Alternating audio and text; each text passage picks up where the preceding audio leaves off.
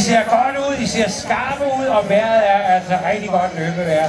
Der er lige den der lidt modvind, der må I finde et stort skur og lægge op bag i, og komme pænt igen på Københavnsvej.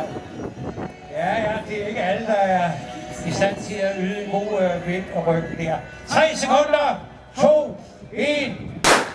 God tur til jer. Kom så, Kasper. Kom så alle sammen.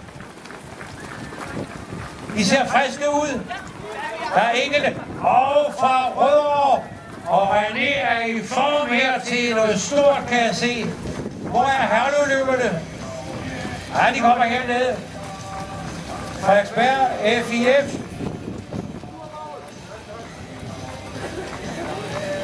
Der kommer Johan Jacquet. Super motionisten fra Herlev, som har trukket så mange andre løber til ude i det område.